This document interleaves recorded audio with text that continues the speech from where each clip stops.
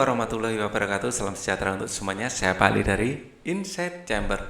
Kita masuk pembelajaran 4 sekarang. Ini adalah halaman 112 ya. Untuk pembahasan yang lain bisa dilihat di sini. Ini adalah playlist. Ya, dengan menggunakan playlist pembahasan bisa didapatkan secara urut dan runtut. Setiap video ada tema berapa, halaman berapa ya. Oke. Link dari playlist ini ada di kolom deskripsi, tetapi kalau linknya nggak bisa digunakan ya, bisa langsung masuk ke channel dan cari ini ya, nama playlistnya adalah kelas 5 buku tematik ya. Sudah saya susun biar mudah ditemukan ya. Kita langsung saja bahas pembelajaran 4 ya. Setelah peristiwa proklamasi kemerdekaan, ada pekerjaan yang sangat penting yang harus dikerjakan. Pekerjaan itu adalah pembentukan Negara Kesatuan Republik Indonesia. Banyak peristiwa dalam proses terbentuknya Negara Kesatuan Republik Indonesia ini. Sebagai negara yang baru lahir, Indonesia belum memiliki undang-undang dasar yang berfungsi untuk mengatur segala aspek kehidupan bangsa dan negara. Kepala negara dan kepala pemerintahan yang akan menjalankan pemerintahan serta kelengkapannya juga belum ada. Para pemimpin bangsa segera memanfaatkan dengan sebaik-baiknya lembaga yang ada pada waktu itu, yaitu PPKI yang dibentuk Jepang sejak tanggal 7 Agustus 1945 yang diketahui oleh Insinyur Soekarno dan wakil ketuanya adalah Dr. Andes Muhammad Hatta. PPKI menggantikan tugas BPUPKI yang sudah berakhir. BPUPKI dibentuk pada tanggal 29 April 1945. Apa kepanjangan PPKI dan BPUPKI? Ya, cari tahu kepanjangan PPKI dan BPUPKI lalu tuliskan pada kotak berikut. PPKI ya, ini kepanjangannya adalah Panitia Persiapan Kemerdekaan Indonesia. Panitia Persiapan Kemerdekaan ya Indonesia. Itu PPKI. Kalau BPUPKI ya, BPUPKI singkatannya adalah Badan ya Penyelidikan Usaha-usaha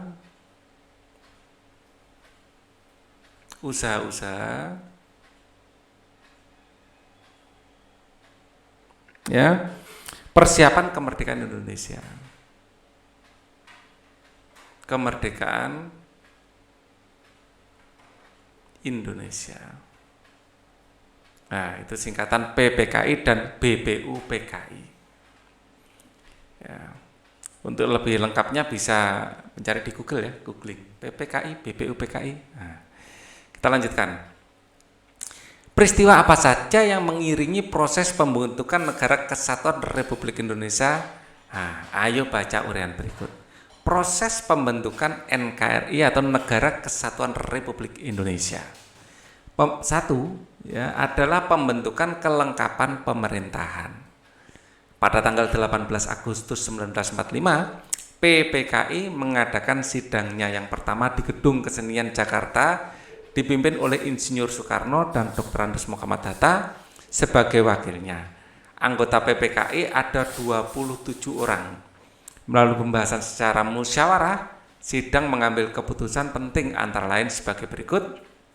Yang pertama, mengesahkan Undang-Undang Dasar 1945 sebagai Konstitusi Republik Indonesia. Yang kedua, memilih presiden dan wakil presidennya, IR Soekarno sebagai Presiden RI dan Dr. Andes Muhammad Hatta sebagai Wakil Presiden RI. Dan yang ketiga atau yang C, tugas Presiden untuk sementara waktu dibantu oleh Komite Nasional. PPKI melanjutkan pekerjaannya guna melengkapi berbagai hal yang diperlukan bagi berdirinya negara dengan melaksanakan sidang pada tanggal 19 Agustus 1945. Dalam sidang kedua, PPKI menghasilkan keputusan antara lain ya, pada sidang kedua ini menetapkan 12 kementerian yang membantu tugas presiden dalam pemerintah. Ya. Yang B membagi wilayah Republik Indonesia menjadi 8 provinsi, yaitu Provinsi Sumatera, Provinsi Jawa Barat, Provinsi Jawa Tengah, Provinsi Jawa Timur, Provinsi Sunda Kecil, Provinsi Maluku, Provinsi Sulawesi, dan Provinsi Kalimantan. Yang kedua, pembentukan Komite Nasional. PPKI kembali mengadakan sidang pada tanggal 22 Agustus 1945 yang memiliki agenda pokok rencana pembentukan Komite Nasional Badan Keamanan Rakyat. Komite Nasional dibentuk di seluruh Indonesia dan berpusat di Jakarta. Tujuannya sebagai penjelmaan tujuan dan cita-cita Indonesia untuk menyelenggarakan kemerdekaan Indonesia yang berdasarkan kedaulatan rakyat. Yang ketiga, pembentukan alat kelengkapan keamanan negara. Dalam rapat pleno PPKI pada tanggal 22 Agustus 1945 diputuskan pembentukan Badan Keamanan Rakyat atau BKR. BKR ditetapkan sebagai bagian dari Badan Penolong Keluarga Korban Perang BPKKP yang merupakan induk organisasi dengan tujuan untuk memelihara keselamatan masyarakat serta merawat para korban perang. Perkembangan situasi negara makin membahayakan. Pemimpin negara menyadari bahwa sulit untuk mempertahankan negara dan kemerdekaan tanpa angkatan perang. Dalam kondisi seperti itu, pemerintah memanggil pensiunan Mayor Knil Urip Sumoharjo dari Yogyakarta ke Jakarta yang diberi tugas untuk membentuk tentara kebangsaan. Dengan maklumat pemerintah pada tanggal 5 Oktober 1945, terbentuklah organisasi ketentaraan yang bernama Tentara Keamanan Rakyat atau TKR. Pembentukan lambang pemerintahan di seluruh daerah di Indonesia. Bentuk pemerintah daerah di Indonesia diatur dalam Undang-Undang Dasar 1945 pasal 18 sebelum diamandemenkan. Ya, sekali lagi, bentuk pemerintah daerah di Indonesia diatur dalam Undang-Undang Dasar 45 pasal 18 sebelum diamandemenkan. Pasal berbunyi, pembagian daerah Indonesia atas daerah besar dan kecil dengan bentuk susunan pemerintahannya ditetapkan undang-undang dengan memandang dan mengingat dasar musyawarah dalam sistem pemerintahan negara. Dan hak-hak asal-usul dalam daerah-daerah bersifat istimewa. Berdasarkan bunyi pasal tersebut berarti daerah Indonesia akan dibagi dalam daerah provinsi. Ya, dalam setiap provinsi akan dibagi pula dalam daerah yang lebih kecil. Sesuai dengan keputusan PPKI tanggal 18 Agustus 1945, ya, bahwa tugas presiden dibantu oleh Komite Nasional di daerah-daerah, tugas gubernur kepala daerah dibantu oleh Komite Nasional Daerah. Pembentukan Komite Nasional Daerah yang ada di tiap-tiap provinsi merupakan lembaga yang berfungsi sebagai Dewan Perwakilan Rakyat Daerah, ya, ini fungsinya ya. Sekali lagi, pembentukan Komite Nasional Daerah yang ada pada tiap-tiap provinsi merupakan lembaga yang berfungsi sebagai Dewan Perwakilan Rakyat Daerah sebelum diadakan pemilihan umum. Dengan terbentuknya pemerintah daerah yang dibantu oleh Komite Nasional Daerah, diharapkan roda pemerintahan dapat berjalan baik di tingkat pusat maupun daerah. Cari tahu jawaban dari pertanyaan berikut ini. Apakah tugas PPKI? Ya, PPKI itu melakukan upaya-upaya, tugasnya ya, melakukan upaya-upaya, ya, melakukan usaha-usaha ya, persiapan kemerdekaan Indonesia.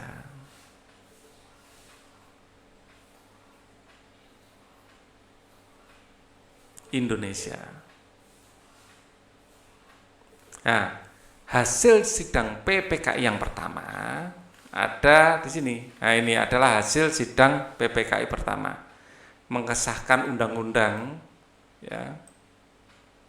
Ini yang pertama.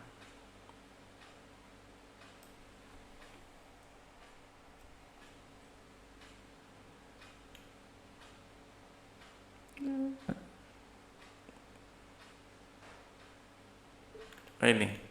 Jadi kita langsung kopaskan aja ya, biar nggak terlalu lama.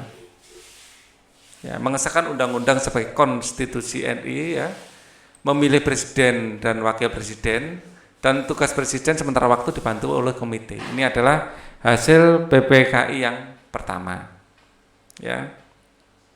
Apa tujuan pembentukan KNI?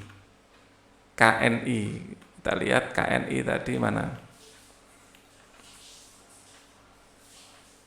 Komite Nasional Indonesia atau KNI. Komite Nasional dan sebentar, mana KNI di sini tadi?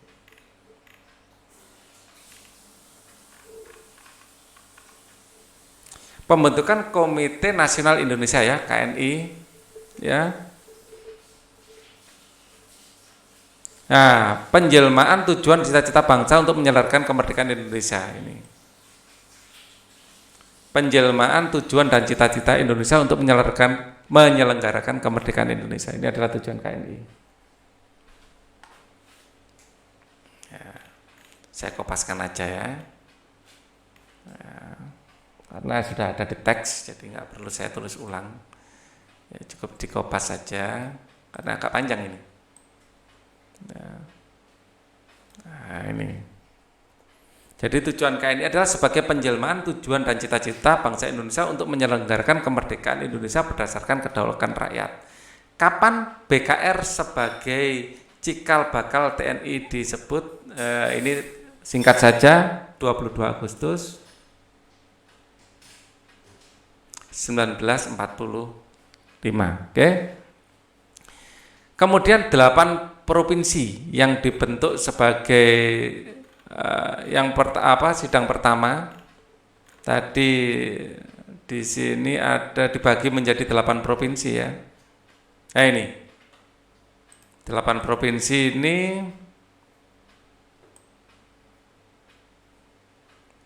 Provinsi Sumatera, Jawa Barat ini perlu kita.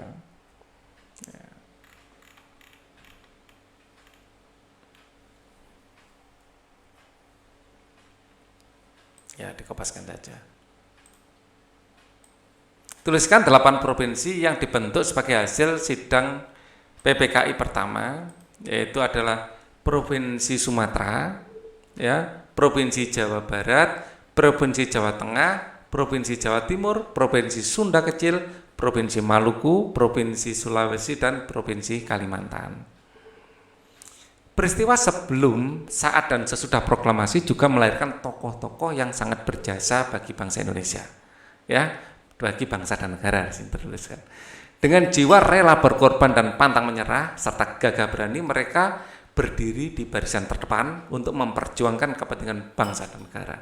Selain tokoh Dwitunggal, ya, yakni Soekarno dan Muhammad Hatta, disebut Dwitunggal itu 2 tapi dianggap satu kesatuan ya. Kita juga kenal Ahmad Subarjo.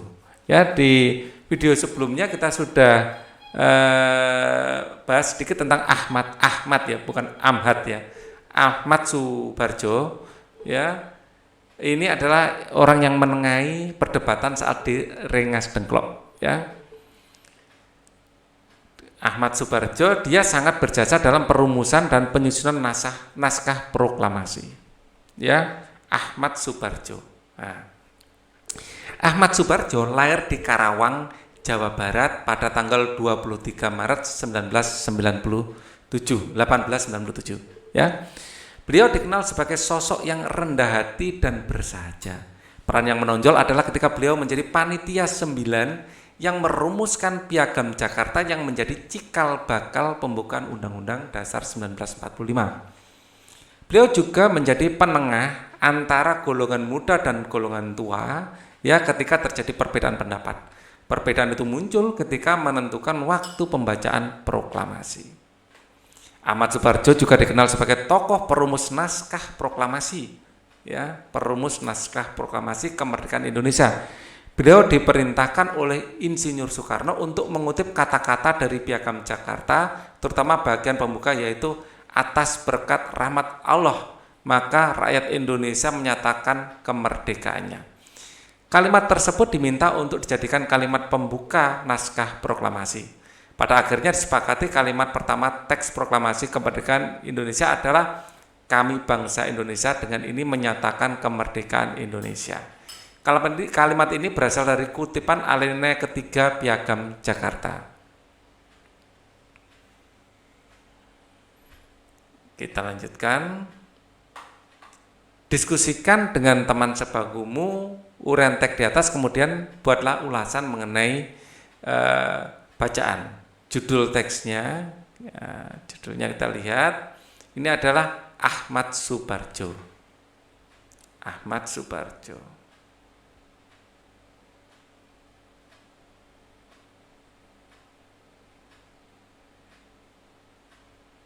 Bagian yang menarik, Ahmad Subarjo ini adalah tokoh, ya.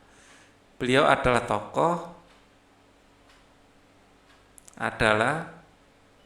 tokoh yang berperan, ya, perannya cukup besar, ya,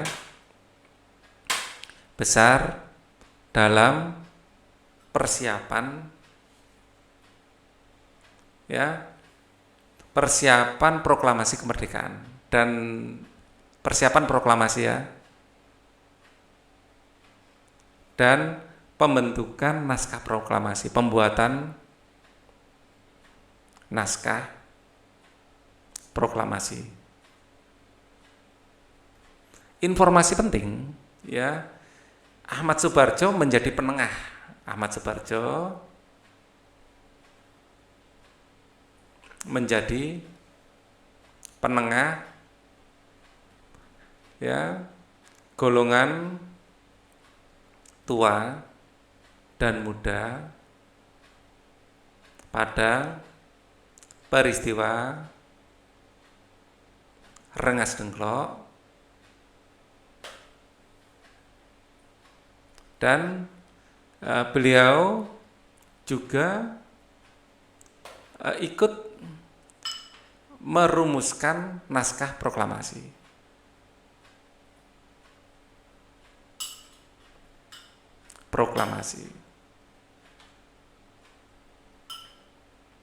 Pendapat saya tentang teks ini sangat penting. Teks ini sangat membuka wawasan, ya, bagaimana membuka wawasan tentang situasi, ya, sebelum, ya, pembacaan teks proklamasi.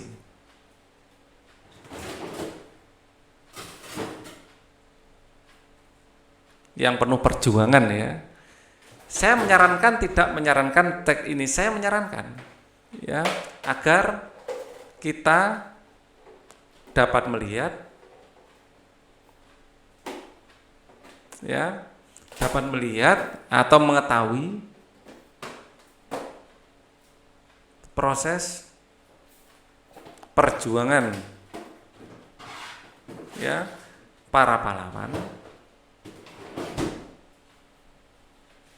dalam mempersiapkan, ya, proklamasi, ya, dalam mempersiapkan proklamasi. Jelaskan peran penting yang dilakukan Ahmad Subarjo. Ya, peran pentingnya yaitu menjadi penengah konflik antara golongan tua dan muda dalam peristiwa Rengas Dengklok dan ikut merumuskan teks proklamasi.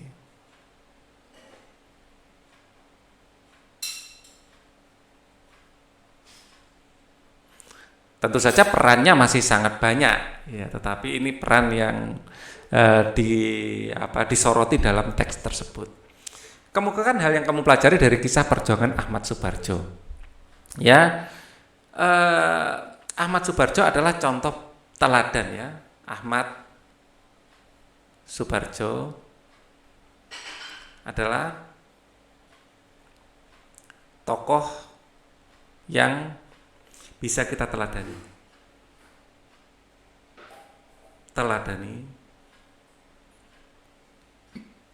Ya, beliau adalah tokoh yang selalu bekerja keras,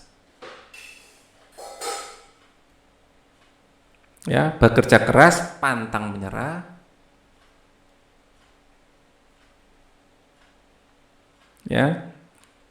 dan bisa mencari jalan keluar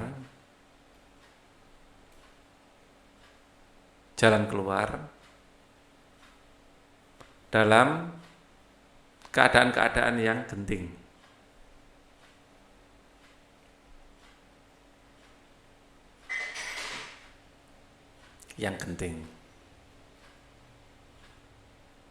Misalnya adanya pertikaian antara golongan tua dan golongan muda, ya, beliau memberikan solusi.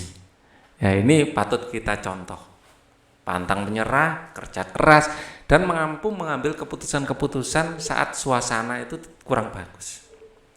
Sebagai peristiwa dalam usaha pembentukan Negara Kesatuan Republik Indonesia yang merdeka berdaulat telah menunjukkan arti pentingnya persatuan dan kesatuan.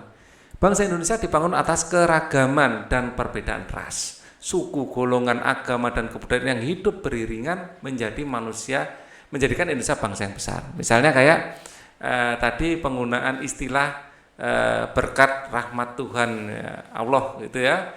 Itu Soekarno beliau diperintahkan IR Soekarno untuk mengutip kata-kata Piagam Jakarta terutama bagian pembuka ya, atas berkat rahmat Allah. Akhirnya yang diambil ini ya, kami bangsa Indonesia dengan menyatakan kemerdekaan Indonesia. Itu kan demi kayak agar kemerdekaan ini lebih dirasakan oleh semua orang gitu ya, tidak hanya pada golongan tertentu. Ya, beliau diperintahkan oleh Insinyur Soekarno mengutip kata-kata Piagam Jakarta terutama bagian pembukaan atas berkat rahmat Allah maka rakyat Indonesia menyatakan kemerdekaannya. Kalimat tersebut diminta untuk dijadikan kalimat pembuka naskah proklamasi, tetapi pada kenyataannya kan bukan itu ya. Kalimat pembuka proklamasinya. Ini adalah dibutuhkan kearifan, ya, dibutuhkan kedewasaan bisa memutuskan seperti itu. Ya. Perbedaan merupakan anugerah Tuhan Yang Maha Esa yang perlu dijaga. Salah satu di antaranya perbedaan yang dimiliki oleh bangsa Indonesia adalah suku bangsa dan budaya.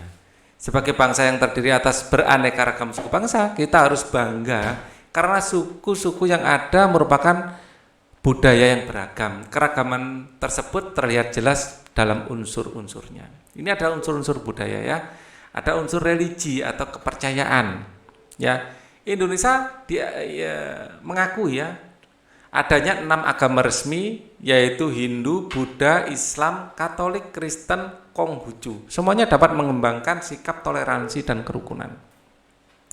Mata pencarian keragaman alam di Indonesia menyebabkan mata pencarian masyarakat juga beragam. Sebagian besar penduduk Indonesia menjadi petani karena memang tanahnya subur, sementara itu orang-orang yang tinggal di tepi sungai atau pantai mengandalkan perikanan sebagai mata pencariannya. Lalu ada pula yang menjadi pedagang, peternak, pekerja jasa atau mata pencarian lainnya. Teknologi ini juga keberagaman Indonesia juga ya. Sekarang teknologi berkaitan erat dengan kepandaian dan keterampilan orang dalam membuat atau melakukan sesuatu untuk memenuhi kebutuhan hidupnya. Teknologi bermula dari bentuk yang sangat sederhana lalu berkembang terus sesuai dengan perkembangan dan kemajuan zaman. Selain itu kebutuhan manusia mulai beragam. Teknologi sudah ada sejak zaman dahulu hingga sekarang, seperti teknologi peralatan, senjata, wadah atau alat angkut, tempat berlindung, rumah, alat pembuat makanan, minuman, serta pakaian dan perhiasan. Dalam kesenian ini juga beragam di Indonesia. Hampir semua suku bangsa di Indonesia memiliki kesenian yang memiliki ciri khasnya. Kesenian dapat dikelompokkan menjadi 2 macam. Kesenian yang dapat dinikmati oleh mata, misalnya seni patung, seni ukir, seni lukis, seni rias, seni tari, seni pedalangan atau wayang ya, seni olahraga. Dan kesenian dapat dinikmati oleh telinga, misalnya seni musik, seni sastra. Ya, setiap suku di Indonesia memiliki lagu daerah, alat musik dan berbagai keseniannya sendiri. Pengetahuan. Ini agak mirip dengan teknologi ya.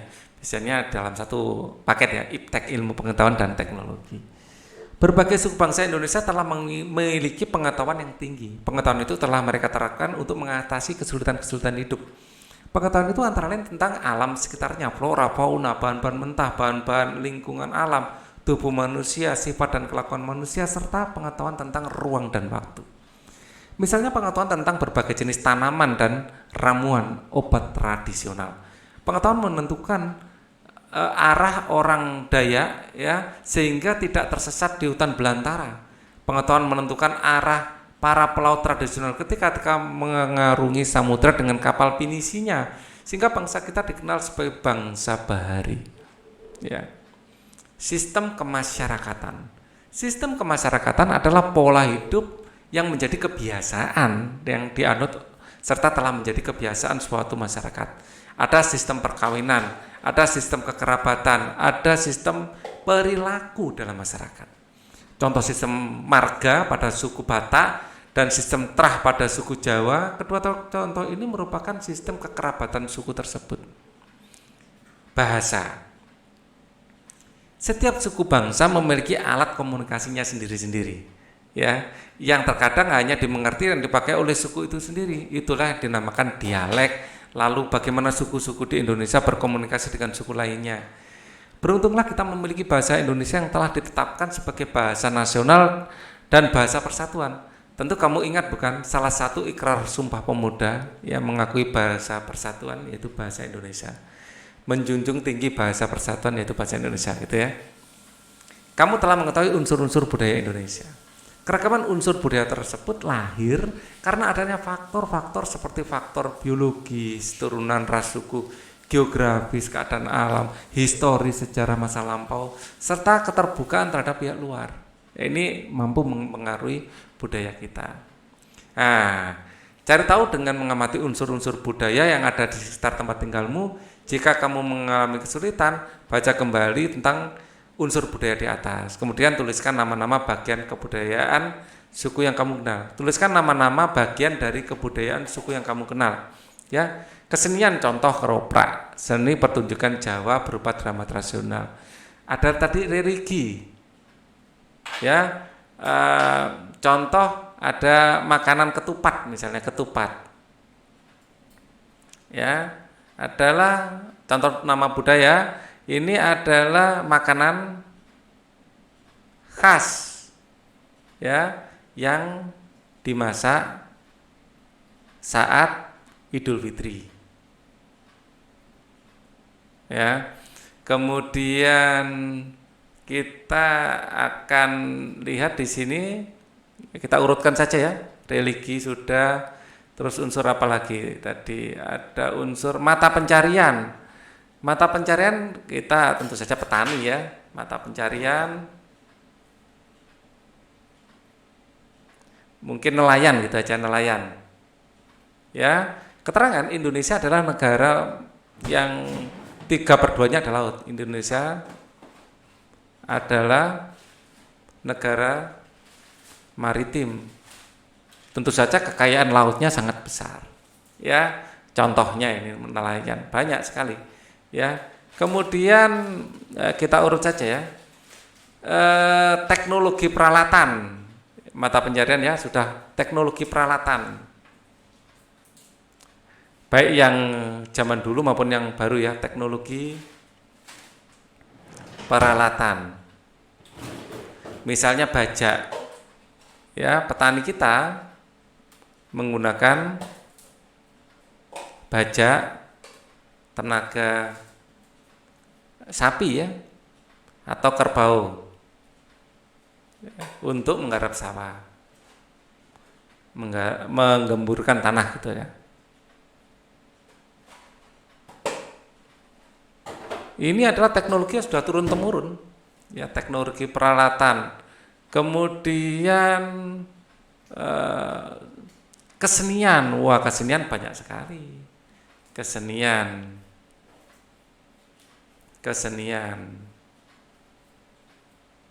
Misalnya karena Pak Ali Surabaya, sebutkan kesenian dari Surabaya adalah ludruk.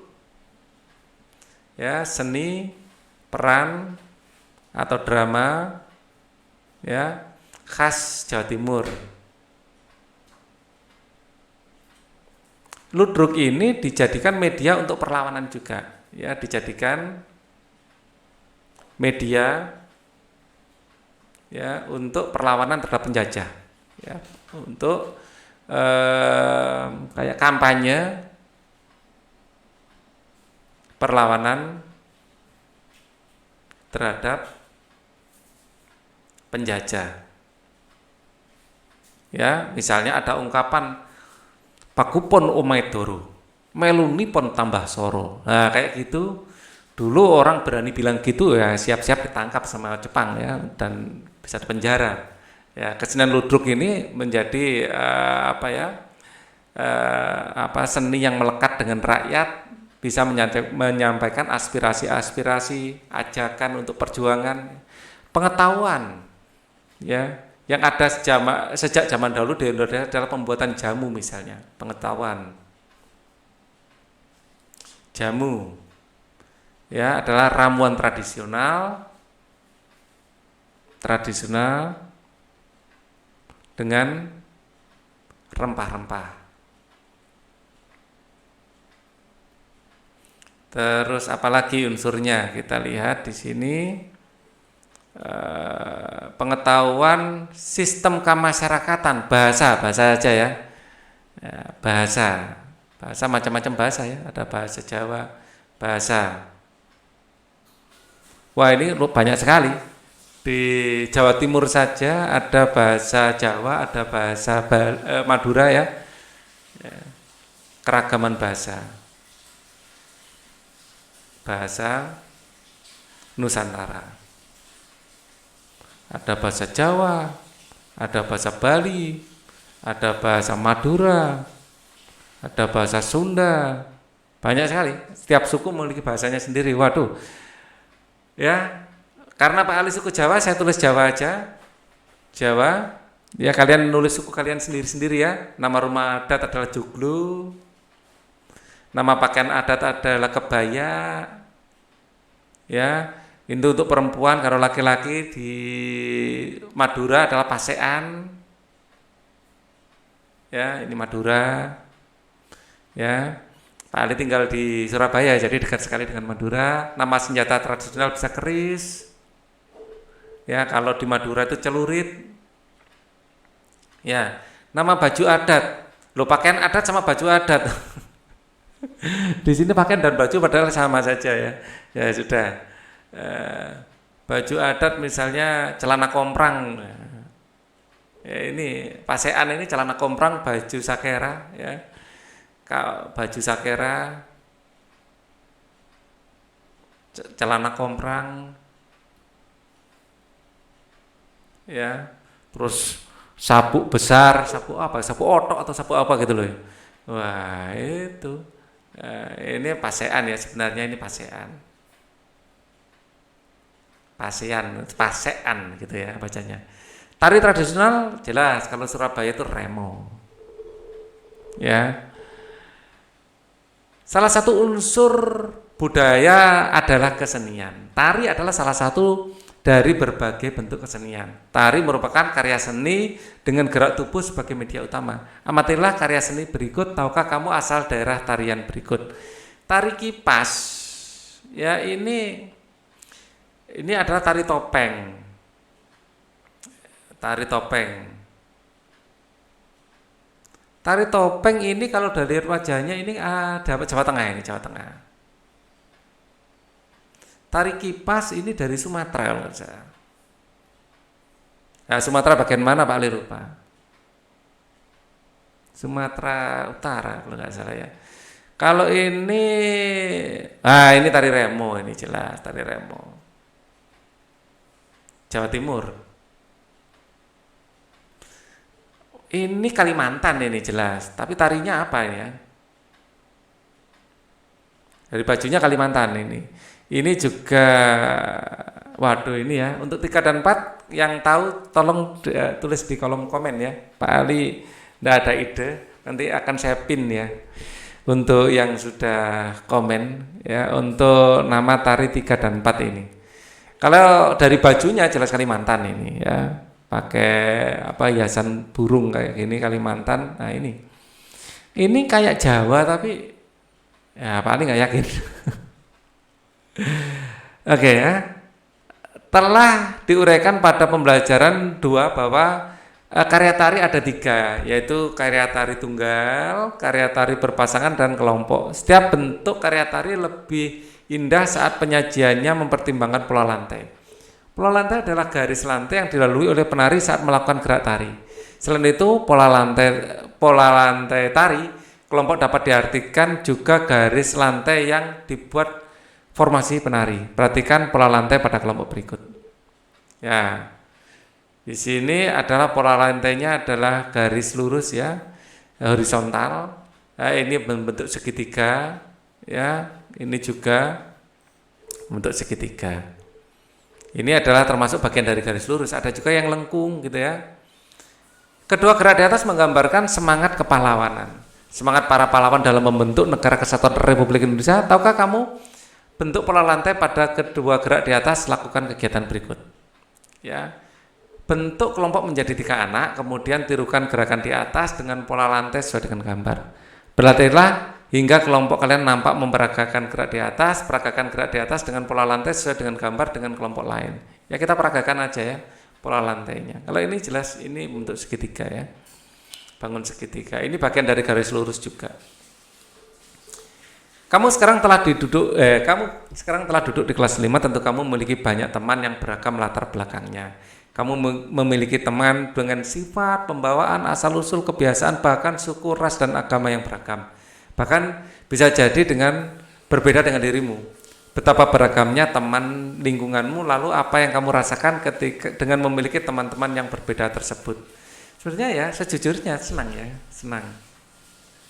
Ya, memiliki teman yang beragam. Karena kita bisa tahu banyak hal. Ya, bagaimana kamu harus memperlakukan teman-temanmu yang beragam itu? Ya, kita harus memperlakukan teman-teman kita itu sederajat. Kita harus ya berlaku baik pada siapapun. Termasuk teman yang berbeda suku, ras, dan agamanya. Ya, bagaimana kamu harus memperlakukan teman-temanmu mereka perbedaan itu? Tuliskan pendapatmu pada kolom berikut. Ya, kerjasama dengan orang tua, kamu telah berhasil membuat identitas sukumu dengan menyebutkan unsur-unsur budayanya. Kamu juga telah mengetahui identitas suku teman-temanmu di kelas dengan mengenal unsur-unsur budayanya. Nah, sekarang ceritakan kepada orang tuamu dan anggota keluargamu yang lain mengenai identitas suku bangsamu dan suku bangsa dari seorang temanmu. Nah, kalian minta pendapat mereka. Ya, jadi ada diskusi gitu ya. Untuk pembelajaran 5 akan kita pelajari di video berikutnya. Thank you for watching. Wassalamualaikum warahmatullahi wabarakatuh.